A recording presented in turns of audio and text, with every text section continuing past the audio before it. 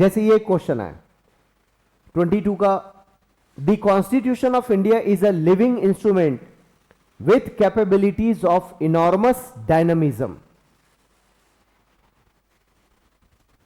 Living का मतलब क्या हुआ? जिंदा है फिलहाल, एंड लिविंग जैसे ही बोलते हैं तो जो भी लिविंग ऑर्गेनिज्म है उनमें चेंजेस भी आएंगे। क्लियर है? तो वो लिविंग है मतलब विथ चेंजेस, क्योंकि जो व्यक्ति जिंदा है उसमें चेंजेस आते रहेंगे। तो लिविंग तभी है जब उसमें चेंजेस, सो विथ चेंजेस। अब इन्हीं चेंजेस को with capabilities of enormous dynamism, तो डायनामिक हम बोलते ही किसको हैं? जो बदल रहा होता है उसको हम डायनामिक भी बोलते हैं। तो लिविंग का मतलब जिंदा है और विथ डायनामिज्म, विथ चेंजेस, वो जिंदा है।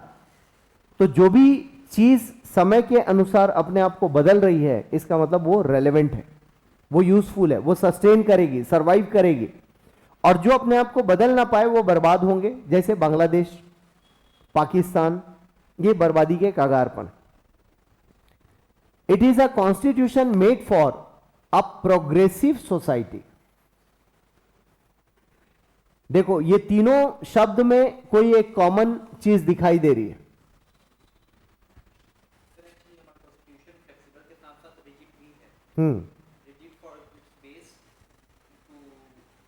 अभी यहां पे बताओ, यहां पे आओ, मैं जो इन तीनों में कुछ कॉमन ढूंढना चाह रहा हूं वो बताओ। तीनों में चेंज इंपॉर्टेंट है ना? इन तीनों में कोई कॉमन चीज है, वो चेंज है, मतलब बदल रहा है। क्योंकि प्रोग्रेसिव जब बोलते हो तो आज कुछ और है, कल कुछ और, परसों कुछ और whenever you are saying progressive, that means it's a positive term. Progressive अपने आप में पॉजिटिव है, इसका मतलब हमारे कुछ बेनिफिट के लिए वो चेंज हो रहा है। It is a constitution made for a progressive society. Constitution progressive है नहीं बोल रहा है, क्या बोल रहा है? सोसाइटी प्रोग्रेसिव है। इसके भी अपने मायने। क्लियर हो रहा है? सोसाइटी प्रोग्रेसिव है, इसलिए कॉन्स्टिट्यूशन को भी डायनामिक होना है, तब तो वो काम करेगा। एस्केलेटर में चढ़े कभी, मॉल वॉल में, रेलवे स्टेशन में, तो जहां पर खड़े होते हैं वो तो मूव करता है, और उसका ग्लास मूव करता है क्या? जो साइड में आपके ग्लास होता है वो मूव करता है? नहीं। उसके ऊपर की रेल वो मूव करती है, जिसमें हाथ रखते हो आप, वो मूव करता है ना? करता है ना? नहीं करेगा तो आपका हाथ घिस जाएगा। वो भी आपके साथ साथ मूव करता है। वो समझ में आ रहा है? अच्छा, आप लोगों को ध्यान ही नहीं है कि वो मूव करता है या नहीं। वो भी मूव करता है बच्चों, वो ऐसे ऐसे घूमता है पूरा। वो नहीं मूव करेगा तो क्या होगा? आपका हाथ घिस जाएगा। आप ऊपर चढ़ रहे हो और हाथ स्टैटिक रह जाए, ऐसे ऐसे हाथ ऐसे घसीट के थोड़ी ले जाओगे, वो भी साथ साथ मूव करता है। इसका मतलब ये हुआ कि आप जिस पे पैर रख रहे हो स्टेयर्स, वो भी घूमेगा और वो भी घूमेगा, दोनों घूमेंगे। दैट मीन्स आप साथ साथ वो आपके वो घूम रहा है, तभी आप कंफर्ट ऊपर चढ़ पाते हो। क्लियर है? वो साइंस है। सेम वे यहां पर भी वो साइंस काम कर रहा है कि कॉन्स्टिट्यूशन यदि नहीं घूमेगा तो आपके हाथ छिल जाएंगे, और आप नहीं घूमोगे उसके हिसाब से तो वो खराब है। आप सिर्फ उसको पकड़ के रखोगे और सोचो, क्योंकि नीचे वाला भी घूम रहा है तो आप ऊपर चढ़ोगे, और वो भी घूम रहा है तो आपका हाथ भी ऊपर जाएगा, तो दोनों एक साथ चल रहे हैं, इसलिए आप ऊपर चढ़ पा रहे हो। सेम वे आप भी प्रोग्रेसिव हैं और कॉन्स्टिट्यूशन भी आपके अकॉर्डिंग चेंज हो रहा है, क्योंकि कॉन्स्टिट्यूशन खुद में खुद को चेंज नहीं कर सकता, उसे ह्यूमन बीइंग चेंज करेगा। बट उसमें मैकेनिज्म है, उसमें कोई प्रोविजन है कि यस इसको बदला जाना चाहिए, मैकेनिज्म है। धर्म ग्रंथों को हम बदल पाते हैं क्या? नो। लेकिन क्या उनको बदलना चाहिए? यस। बट उनको नहीं बदलकर हम गलती कर रहे हैं, और उनको इसलिए नहीं बदल रहे हैं क्योंकि हमें नहीं पता चल रहा है कि इसको लिखा किसने था, चेंज करेंगे तो क्या होगा, भगवान नाराज तो नहीं हो जाएंगे, अननोन है उसके बारे में, ज्यादा इंफॉर्मेशन नहीं। बट इसे हमें पता है कि 1947 में कॉन्स्टिट्यूएंट असेंबली ने लिखा था, और वो बोल कर गए थे कि जरूरत पड़ेगी तो इसको बदल लेना, तो हम बदल रहे हैं। That's why it's very relevant. Now illustrate with special reference to the expanding horizons of the right to life and personal liberty. अब कॉन्स्टिट्यूशन में ये जो हमने पढ़ा, ये एक सेक्शन था नंबर 1, और ये जो था इसका दूसरा सेक्शन है। तो क्वेश्चन यहां नहीं छुपा है, क्वेश्चन नंबर 2 में छुपा है। इसको टेल क्वेश्चन बोलते। ऊपर का स्टेटमेंट है, नीचे वाला एक्चुअल क्वेश्चन है, लेकिन ऊपर से उसने माहौल बना दिया कि आपको लिखना क्या है। आपको आंसर लिखने का बेस दे दिया क्वेश्चन में। है ये क्वेश्चन कॉन्स्टिट्यूशन का ही। आप देखोगे यहां क्या लिखा है, अमेंडमेंट्स। ठीक है, अब ये जो अमेंडमेंट्स हैं, इसी पर क्वेश्चन कैसे आ रहा है, तो ऐसे आ रहा है क्वेश्चन। अब इसने कहीं नहीं बोला कि भाई साहब नंबर 2 या 106 अमेंडमेंट के बारे में लिखे। कहां लिखा है, बोला ही नहीं। बट सीजीपीएससी में सवाल आएगा तो कैसा आएगा, amendment 106, explain amendment number 106, that's it, खत्म। ये सीजीपीएससी या स्टेट सर्विस का क्वेश्चन होता है। यूपीएससी नंबर ही नहीं दे रही है, और उसने क्या बोला, illustrate with special reference. Illustrate किसको करना है, ऊपर जो 2 लाइन में है उसको इलस्ट्रेट करो, एक्सप्लेन करो, with special reference to the expanding horizons of the. अब यहां पर यह कॉन्स्टिट्यूशन का प्रोविजन है, right to life and personal liberty is a part of article 21। और मैंने बताया था इसको कॉन्स्टिट्यूशन में सिर्फ एक लाइन में लिखा गया है, इसका एक्सप्लेनेशन इतना सारा है। क्लियर है। और ये एक्सप्लेनेशन किसने किया है, जुडिशरी ने किया।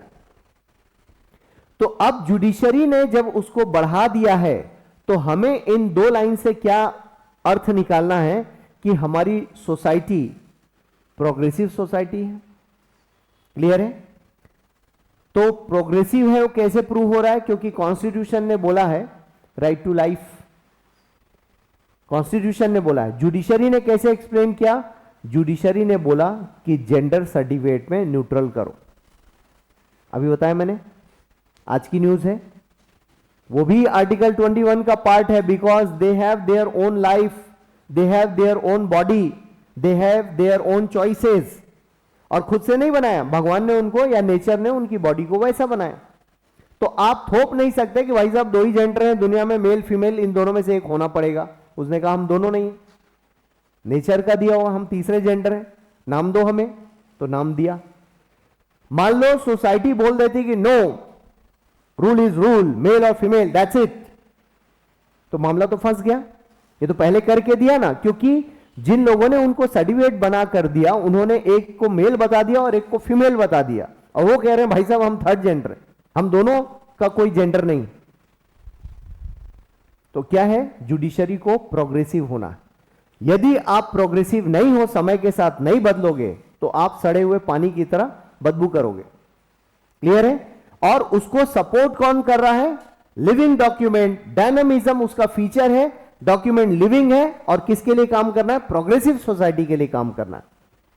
और ये प्रोग्रेसिव सोसाइटी कौन है, ये जुडिशरी डिसाइड कर रही है कि आपको बदलना है समय के हिसाब से। राइट टू लाइफ का जो शुरू में एक्सप्लेनेशन आया था, उसमें 2 बड़े एक्सप्लेनेशन आए। तब उन्होंने कहा था कि उसको लिमिटेड वर्जन में देखा था, मैं समझाऊंगा, अभी डिटेल नहीं जा रहा हूं। बाद में जुडिशरी ने जब फैसला सुनाया तो बोला नो, इसका तो डिटेल वर्जन है। तो 2 केसेस आए हैं आर्टिकल 21 में। पहले वाले केस में बोला नो, इसको लिमिटेड करके देखो, छोटा आर्टिकल है, ज्यादा बड़ा मत सोचो। लेकिन बाद के केस में जुडिशरी ने कहा यह बहुत बड़ा आर्टिकल है, इसका डिटेल एक्सप्लेनेशन है। तो जो डिटेल दिया उसी को साबित करना है कि यह प्रोग्रेसिव सोसाइटी के लिए बना था, और इसके डायनामिज्म को हमें संभालना है, that's why it's a living document. और अब उसे और इंटरप्रेट करके और बड़ा किया जा रहा है आर्टिकल 21 को। समझ पा रहे हैं। तो पूछा अमेंडमेंट के बारे में ही है, रिसेंट में कोई न्यूज हाईलाइटेड है, इस वजह से इन्होंने पूछा होगा, 22 का क्वेश्चन है। लेकिन इन्होंने पूरे बैकग्राउंड से ले लिया, और आर्टिकल 21 में जो अमेंडमेंट्स हुए, 2 बड़े अमेंडमेंट्स हुए। एक में बोला गया कि इसको, इसके जितना बोला गया उतने में लिख कर देखो, लेकिन अगला जज आया, उसने बड़े एंगल के साथ देखा, उसको कहा नो नो, ये तो बहुत बड़ा आर्टिकल है। तो हमें इन दोनों केसेस को समझाना है आंसर में। Is it clear. और यह बताना है कि ये लिविंग डॉक्यूमेंट कैसे है, यह भी समझाओगे लिखते वक्त।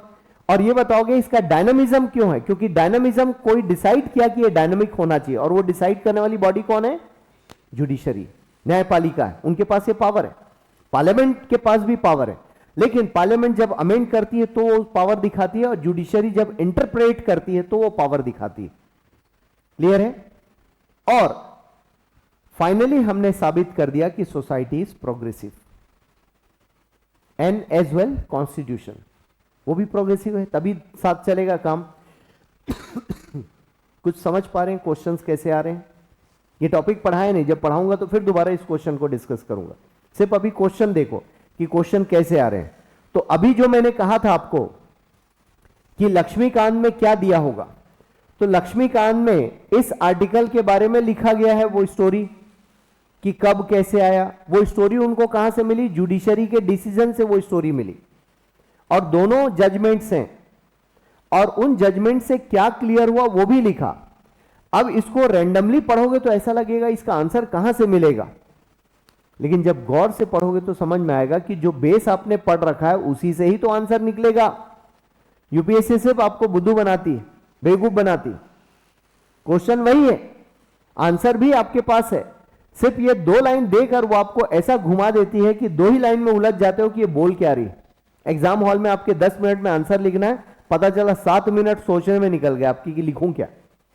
और यहीं पर जो 7 मिनट में लिख लिया और 3 मिनट सोचेगा वो टॉपर है, और जो 7 मिनट सोचेगा वो पीछे वाला रैंक है। फर्क समझ में आ रहा है? एग्जाम हॉल में क्विक थॉट लेकर आना है, तो टॉपर और नॉन टॉपर में यही फर्क है, और कोई फर्क नहीं। क्योंकि ऐसा हो ही नहीं सकता कि आर्टिकल 21 को जो पॉलिटी पढ़ाया हो और जो पढ़ा हो वो ना पढ़ा हो, ऐसा हो ही नहीं सकता। दैट मीन्स सबके पास इक्वल नॉलेज है, सिर्फ आंसर्स क्वेश्चंस को समझने का नजरिया डेवलप कर लोगे तो आप जल्दी परफॉर्म करोगे। लेट करोगे तो आपका 20 क्वेश्चन निकल जाएगा, हो नहीं पाएगा। तो बड़ा वही है, पास होने वाला वही है जो फटाफट इंटरप्रेट करे कि क्वेश्चंस पूछ क्या रहे। और इसके लिए क्या करना होगा? आपको अच्छी खासी प्रैक्टिस चाहिए।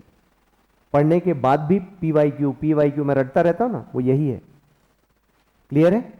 तो इसको जितना पढ़ोगे उतना ज्यादा समझोगे, जितनी बार क्वेश्चन देखोगे, कोचिंग के क्वेश्चंस नहीं, यूपीएससी के क्वेश्चंस, आए हुए क्वेश्चंस, इतना ही आप देख लो, 30 साल का देख लो, 3 महीने लगेंगे आपको यदि आप अपने स्टाइल में देखोगे।